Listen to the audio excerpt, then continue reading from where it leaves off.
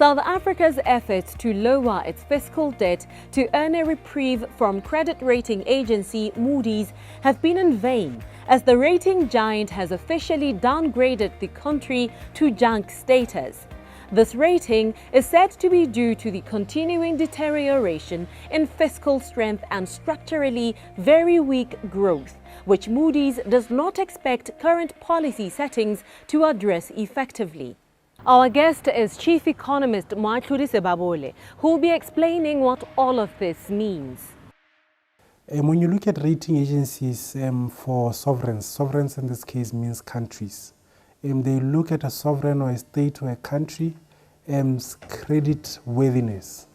And credit worthiness meaning if investors invest or lend money to that country through various instruments, will they be able, what is the probability of those investors actually getting their money back within agreed times, and also the returns that they will have imagined by investing in those countries. Perhaps you could understand now how South Africa got here. Where did it start and what happened and escalated the situation to where it is now? So the key matrices that sovereign credit rating agencies look into when they assess the investability of a country or the rating of a country normally has got to do with the health of the fiscus.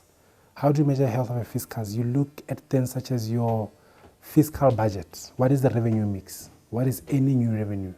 You look at the expenditure mix. How are you spending your monies? Is it more on consumption or is it more on investments?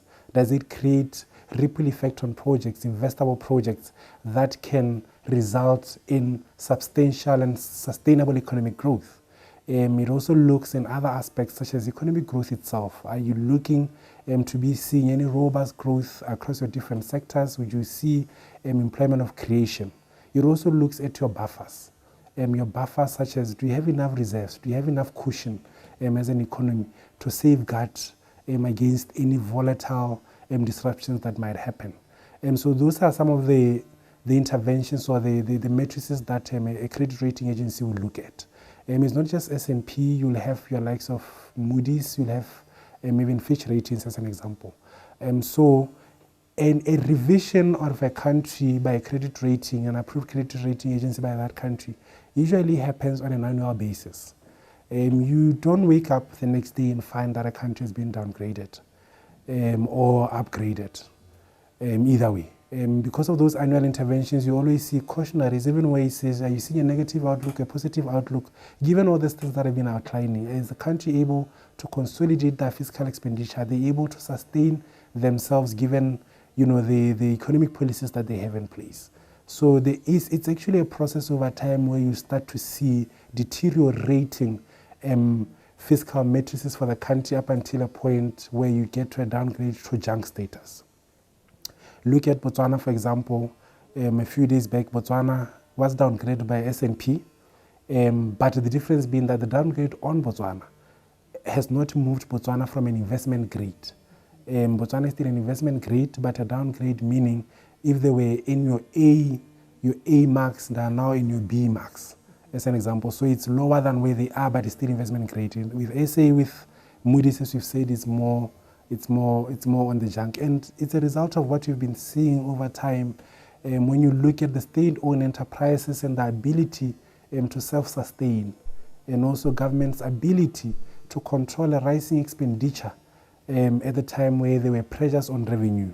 Again, look at the buffers that the economy has in terms of reserves and all other such matrices that I highlighted. So it's a position of saying the fiscal matrices of the country have deteriorated, and therefore the rating agency, in this case being Moody's, saying we are relegating you to junk.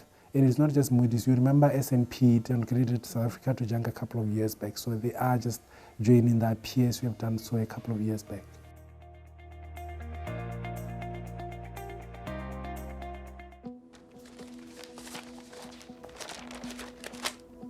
When running a business means, where did I put that receipt? We can help you with instant accounting, free software that does your bookkeeping for you. When running a business means, wait, what do you mean the container hasn't arrived? We help protect your business from risk with Moatlhodi Insurance. And when it means how do we pay our staff that don't have bank accounts? we help you make multiple payments directly to people's phones with e-wallet bulk send. At FNB, we're constantly innovating to help business owners at every stage of their journey.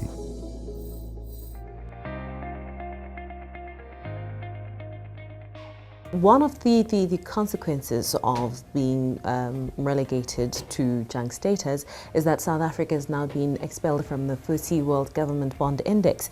And what are the benefits of being within that organization, if it is? And then being expelled, what does it mean? If you are doing a credit rating, it means you are bringing assurance of the credit worthiness of a country. To who? To investors. Which kind of investors? Is typically your institutional investors. Yes, individuals can invest in countries by buying bonds in their own portfolios, but majority of the holdings for credit of different countries is usually coming from institutional investors, either institutional bond buyers, such as your fund managers, or even developmental institutions or commercial institutions that lend out money to governments. So implications of this downgrade to junk particularly means that there is pressure on the cost of debt for South Africa. So the pressure is an upward pressure, and that the cost of debt will likely increase because investors, institutional investors, will demand a higher return for investing within an economy that's classified as junk by at least 2 rating agencies. As you've rightfully indicated, as a result of this downgrade, we will see over time removal of South African bonds within that global bond index. Implication of it is that this is happening because you find some of these institutional investors, being your fund managers, they have got mandates, investment mandates, which doesn't allow them to invest in a country that does not have at least one rating, investment grade ratings. So in this case, because South Africa already has S&P downgrading them some years back, Moody's was the only remaining investment grade that they had. So by mere virtue just of portfolio mandate of these global fund managers, global from all over the world, the mandates don't allow them to hold investment in a country that doesn't have a single investment grade. So this, what the implication will be is that those fund managers are going to have to sell the South African investments to comply with their portfolio mandates. When you sell an investment, especially we're talking in this case monies that are going into billions in terms of investments in South African instruments. What it does is because they will be selling South African investment instruments, it then means it will might have pressure on the rand, in that when you are selling an investment, you are almost supplying it in the market. And if you are finding that there's not enough demand for it, you might find that it puts pressure even on the currency itself, on the rand itself. So those are some of the implications that you might see, where the money that South Africa has been getting as investment from such might necessarily no longer come in, and that might have pressure on the value of the South African rand, and that also might have pressure again on the ability of South Africa to raise debt when they need to. Even if they're able to raise debt, it also means it might come more expensive than before because of the rating. And the last crucial point to indicate is that by nature of the ratings, companies cannot have a higher rating than a sovereign. If you're a company and you're operating in a country, a company cannot have a higher rating than a sovereign. So it means by default, the maximum rating that any company originating from South Africa can have is the ceiling, or the maximum will be the rating that South Africa has. That is important for corporates within South Africa that have got to raise debt, because they will be rated at maximum at the rating of the country, whether it's a bank, whether it's a telecommunication industry, or it's a state-owned enterprise like South African Airways. So that also means the pressure for cost of debt doesn't just only end with government, it ends with also institutions that have got to raise debt and are originating from South Africa. So those are some of the implications that we might see from this downgrade of South Africa by both S&P and Moody's of recent. This is a cascading of issues and problems from government to, your corporates and then ultimately to the SMME. But South Africa is the second largest economy in Africa after Nigeria. So with all of that, what does it mean for Africa's own economy and then our economy as well as being Africans, Botswana, that is? In terms of Sub-Saharan Africa, you look at the combination of South Africa and Nigeria, it's significant share of the entire region being Sub-Saharan Africa. So these two largest economies, it's not just the downgrade, it's also what is the growth trajectory looking like. South Africa now is expected to actually register negative growth. Nigeria is also not necessarily registering positive growth because remember Nigeria exports is primarily dependent on oil revenues, and oil prices have also tanked to 91 lows, as lows that we've seen in the early 90s. So combined, you then are not getting supportive trajectory from your largest economies that are coming out of Africa. So it therefore then means that the region's growth would be impacted.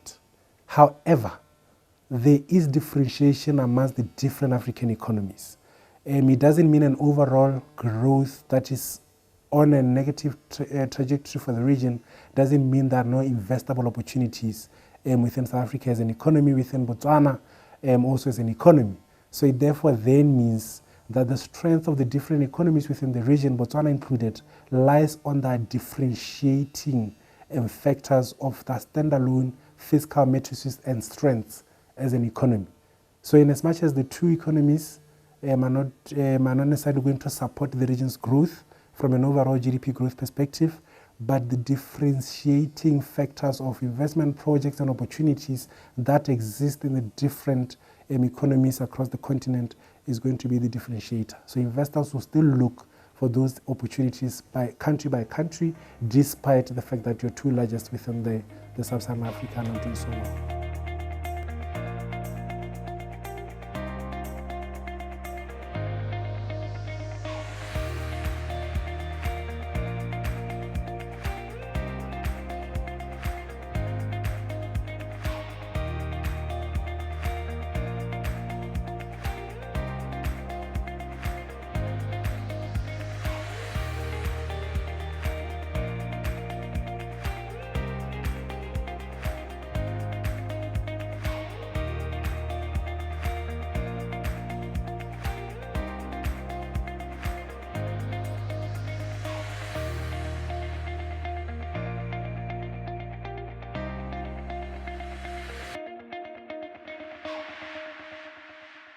This program was brought to you in association with First National Bank of Botswana. FNB, how can we help you?